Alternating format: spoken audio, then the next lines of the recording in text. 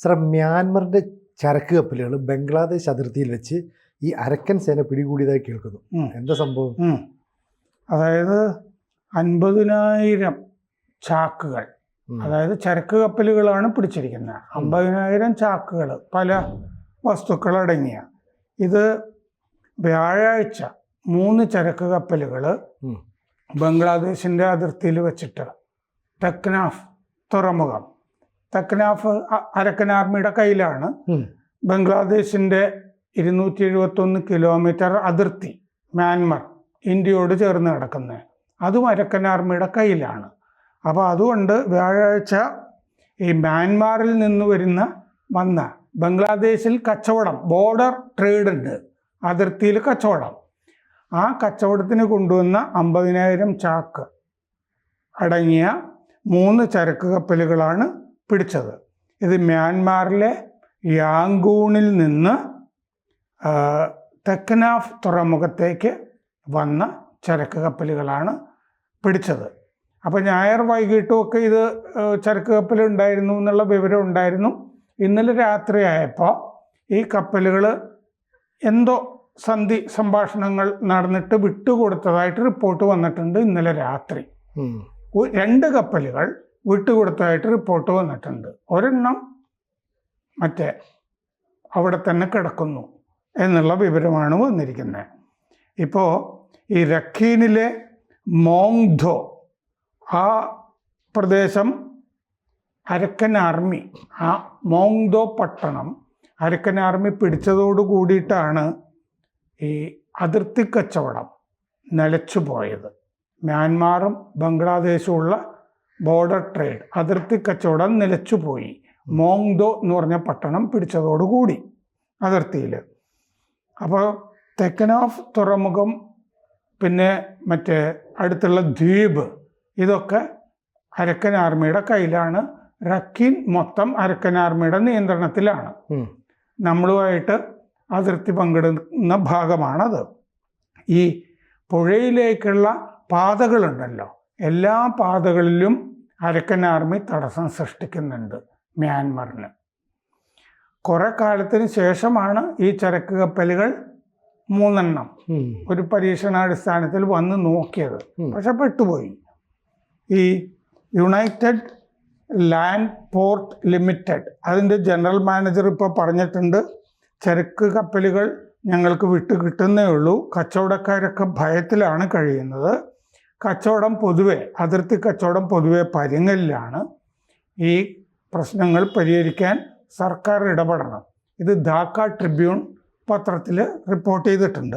December 8-ാം തീയതി ആണ് ഈ മോങ്ദോ പട്ടണം വീണത്.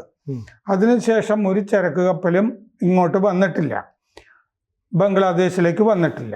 ഡിസംബർ 3-നാണ് മ്യാൻമറിൽ നിന്ന് ഏറ്റവും ഒടുവിൽ ഈ തെക്നാഫിലേക്ക് ഒരു കപ്പൽ വന്നത്. 45 ദിവസത്തിന് ശേഷമാണ് ഇപ്പോൾ 3 ചരക്ക് കപ്പലുകൾ ബംഗ്ലാദേശിലേക്ക് വന്നത്.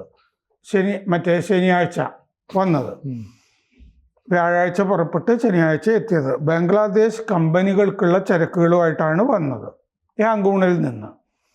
വ്യാഴാഴ്ച ഉച്ചയ്ക്ക് ഈ നാഫ് പുഴയാണ് അവിടെ ഉള്ളത്, ഈ തെക്നാഫ് തുറമുഖം നാഫ് പുഴയിലാണ്.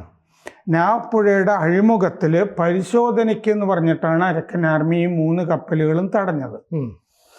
ഈ ചാക്കുകളിൻ്റെ അകത്ത് അച്ചാറ്, ഉണക്കമീൻ, അടയ്ക്ക, പിന്നെ കാപ്പി, ഇതൊക്കെയാണ് ഈ ചാക്കുകളിൻ്റെ അകത്തുള്ളത്. ഇത് ബംഗ്ലാദേശിലെ കച്ചവടക്കാരായ ഷൗക്കത്ത് അലി, ഒമർ ഫറൂഖ്, മുഹമ്മദ് ആയാസ് തുടങ്ങിയവർക്കൊക്കെ വന്നതാണെന്ന് കപ്പലിൻ്റെ രേഖകളിൽ നിന്ന് കാണാം. കച്ചവടക്കാർക്ക് വന്നതാണെന്ന്. ആ കപ്പലുകളിലെല്ലാം കൂടിയിട്ട് 35 കോടി രൂപയുടെ ചരക്കുള്ളതായിട്ടാണ് മനസ്സിലാകുന്നത്. ഡോളറിലാണ് ഈ കച്ചവടക്കാർ മ്യാൻമാറിന്, ഈ കച്ചവടത്തിന് ബംഗ്ലാദേശി കച്ചവടക്കാർ പണം കൊടുക്കുന്നത്. അപ്പോൾ ഈ മറ്റേ സംഗതി നഷ്ടത്തിൽ കലാശിക്കുകയാണ് ഇപ്പോൾ ഈ കച്ചവടം ഇങ്ങനെ നടക്കുന്നത് കൊണ്ട്. തെക്കനാഫിലെ കച്ചവടമൊക്കെ നിർത്തും എന്നിപ്പോൾ കച്ചവടക്കാർ പറഞ്ഞിട്ടുണ്ട്. സർക്കാർ എവിടെ നിന്ന് ഇടപെടാനാണ്? കാരണം അതിർത്തി മുഴുവൻ അരക്കൻ ആർമിയുടെ കയ്യിലാണ്. ബംഗ്ലാദേശിന് അതിൽ പ്രത്യേകിച്ച് ഒന്നും ചെയ്യാനില്ല. അതിന് മാത്രം ഒന്നും ശക്തി അവരുടെ കയ്യിലില്ല താനും.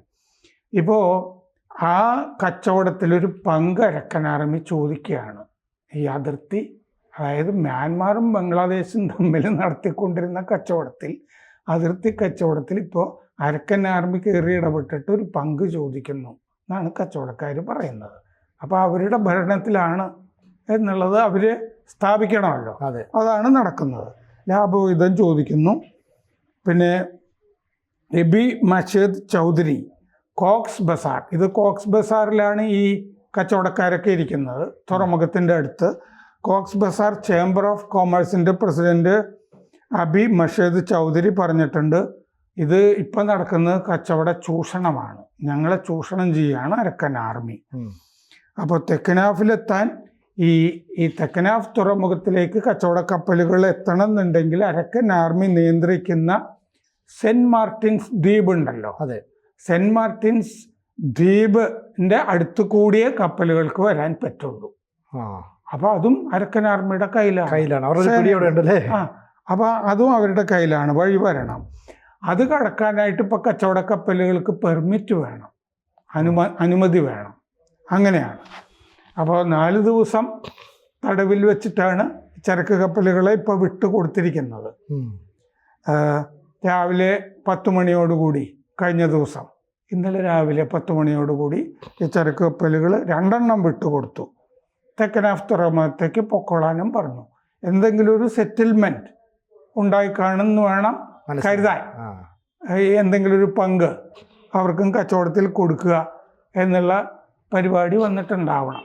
അപ്പോൾ ഈ ബംഗ്ലാദേശിൻ്റെ അതിർത്തി മേഖല ഏതാണ്ട് അരക്കൻ ആർമിയുടെ നിയന്ത്രണത്തിലാണ് എന്ന് പറഞ്ഞാൽ ബംഗ്ലാദേശിലേക്ക് അവർ പതുക്കെ പതുക്കെ കൈ കടത്തുന്നതാണോ മനസ്സിലാക്കുന്നത്? ബംഗ്ലാദേശിലേക്ക് കൈ കടത്തി എന്നുള്ളതാണല്ലോ അർത്ഥം. കാരണം എന്താണെന്ന് വെച്ചാൽ മ്യാൻമറും ബംഗ്ലാദേശും തമ്മിൽ ഉണ്ടായിരുന്ന അതിർത്തി കച്ചവടം അതിനി നിങ്ങൾ അങ്ങനെ നടത്തണ്ട എന്നാണല്ലോ ഈ പറഞ്ഞതിൻ്റെ അർത്ഥം. അഥവാ അങ്ങനെ പോവുകയാണെങ്കിൽ തന്നെ ഞങ്ങൾക്ക് പറയുന്ന നികുതി അല്ലെങ്കിൽ ഞങ്ങളുടെ ഒരു ടാക്സ് എന്ന രീതിയിൽ എമൗണ്ട് വേണം എന്നൊക്കെയുള്ള ഒരു നിയന്ത്രണം ഇനി വരാം അല്ലേ? ടാക്സ് എന്നുള്ളതല്ല, അല്ല വേണമെങ്കിൽ അവരൊരു അതില് പങ്കാളിത്തമാണ്.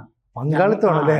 ഞങ്ങള് ആണിന് കച്ചവടം നിയന്ത്രിക്കുക, ഞങ്ങൾക്ക് തരാനുള്ളതും കൂടി തന്നിട്ട് മതി എന്നുള്ളതാണ്. അപ്പോൾ ഈ സെൻറ്റ് മാർട്ടിൻസ് ഐലൻഡിൽ ഒരു വലിയ സ്വാധീനം അരക്കൻ എടുത്തു കഴിയുമ്പോഴേ ഈ പിന്നീട് ഈ പറയുന്ന ബംഗ്ലാദേശും ഈ മ്യാൻമറും തമ്മിലുള്ള ഒരു വിധത്തിലുള്ള കച്ചവടം ഒരുപക്ഷെ സ്മൂത്തായിട്ട് നടക്കില്ല. എന്താണെന്ന് വെച്ചാൽ ഈ നമ്മുടെ ആ 271 കിലോമീറ്റർ എന്ന് പറയുന്ന അതിർത്തിയിൽ ഈ ബംഗ്ലാദേശിൻ്റെ പോർഷൻ കഴിഞ്ഞാൽ പിന്നെ നമ്മുടെ നോർത്ത് ഈസ്റ്റ് സംസ്ഥാനങ്ങളാണ് ഉള്ളത്. 3 വശത്ത്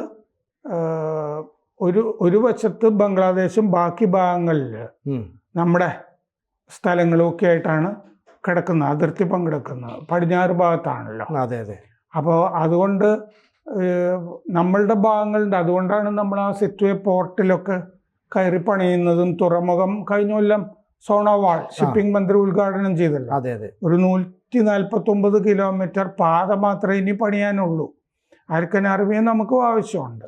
അപ്പോൾ ബംഗ്ലാദേശ് ഇപ്പോൾ പെട്ടുകിടക്കുകയാണെന്നുള്ള അതാണ് അർത്ഥം. ബംഗ്ലാദേശ് പൊതുവെ ലോകത്തിൽ നിന്ന് ഒറ്റപ്പെട്ടിരിക്കുകയാണ്.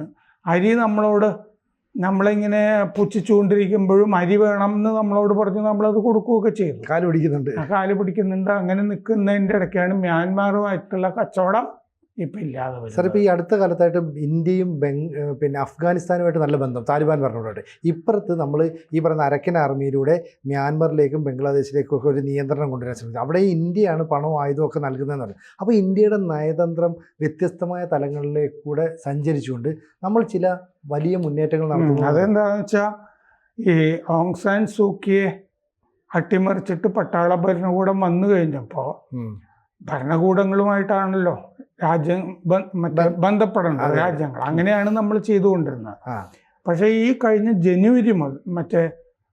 കൊല്ലം ജനുവരി മുതൽ ഈ അരക്കൻ ആർമി മുന്നേറ്റം തുടങ്ങിയല്ലോ. അപ്പം നമുക്ക് കാര്യങ്ങൾ മനസ്സിലായിരുന്നു. അതുകൊണ്ട് നമ്മൾ അവിടുത്തെ ഈ അരക്കൻ ആർമി പ്രതിനിധികൾ ഒരു സെമിനാറിന് ഡൽഹിയിൽ വിളിച്ചിരുന്നു. അവരെ ഇങ്ങോട്ട് വിളിച്ചിരുന്നു. കഴിഞ്ഞ കൊല്ലം സെപ്റ്റംബറിൽ അവർ വരികയൊക്കെ ചെയ്തിരുന്നു. അത് കഴിഞ്ഞ് നമ്മളുടെ ഒരു സംഘം രാജ്യസഭ MP യുടെ നേതൃത്വത്തിൽ മാർച്ചിൽ, അതായത് ഫെബ്രുവരി അവസാനം നമ്മുടെ ഒരു പ്രതിനിധി സംഘം അങ്ങോട്ട് പോയി. 12 കിലോമീറ്റർ ഉള്ളിലേക്ക് പോയി. ആ സിത്വേ തുറമുഖത്തിൻ്റെ ഭാഗത്തുമൊക്കെ പാലത്വേ എന്ന് പറഞ്ഞ സ്ഥലത്താണ് കൃത്യമായിട്ടും ഈ അരക്കൻ ആർമി ആളുകളൊക്കെ ആയിട്ടൊക്കെ സംസാരിച്ചു കൊണ്ടിരുന്നത്. അവരുടെ ഭാഷയിൽ സംസാരിക്കാവുന്ന മിസോറാമിൽ നിന്നുള്ള, അത് ഇന്ത്യയുടെ സഖ്യകക്ഷിയാണ്, മിസോ കക്ഷി സഖ്യകക്ഷിയാണ്. അപ്പം അതുകൊണ്ട് അദ്ദേഹമാണ് പോയി സംസാരിച്ചതും ഒക്കെ. അപ്പം നമുക്കറിയാം സംഗതികൾ മാറി വരുന്നുണ്ട്. ഇനി പട്ടാള ഭരണകൂടത്തോട്, പ്രത്യേകിച്ച് രക്കീനിലാണ് നമ്മുടെ നിക്ഷേപം കിടക്കുന്നത്. അപ്പോൾ രക്കീൻ ഇവരുടെ പിടിയിലായി. നമ്മൾ ചിൻ ആർമിയുമായിട്ടൊക്കെ സംസാരിക്കുന്നുണ്ട്. ചിൻ പ്രവിശ്യ അവർ പിടിച്ചുകൊണ്ടിരിക്കുകയാണ്. ഇപ്പോൾ രക്കീൻ വിട്ടിട്ട് മധ്യഭാഗത്തേക്ക് അരക്കൻ ആർമി കടന്നിട്ടുണ്ട്. പിന്നെ നമ്മൾ ചർച്ച ചെയ്യാത്തൊരു കാര്യം എന്താണെന്ന് വെച്ചാൽ വ്യോമാക്രമണങ്ങളാണ് ഇപ്പോൾ ഈ രഖിൻ മേഖലകളിലും അപ്പുറത്തുമൊക്കെ നടത്തുന്നത്. ഈ മ്യാൻമാർ വ്യോമാക്രമണങ്ങളിൽ ഈ മനുഷ്യാവകാശ ലംഘനങ്ങൾ, യുദ്ധക്കുറ്റങ്ങൾ ധാരാളം നടക്കുന്നതായിട്ട് കാണാം. കാരണം എന്താണെന്ന് വെച്ചാൽ ധാരാളം ഗ്രാമവാസികൾ കൊല്ലപ്പെടുന്നതായിട്ട് റിപ്പോർട്ടുകളിൽ കാണാം. അങ്ങനൊരു പ്രശ്നം വരുന്നുണ്ട്. കൂടുതൽ വാർത്തകളും വിശേഷങ്ങളും നിങ്ങളിലേക്ക് എത്താൻ ABC മലയാളം സബ്സ്ക്രൈബ് ചെയ്യുക, ബെൽ ബട്ടണും അമർത്തുക.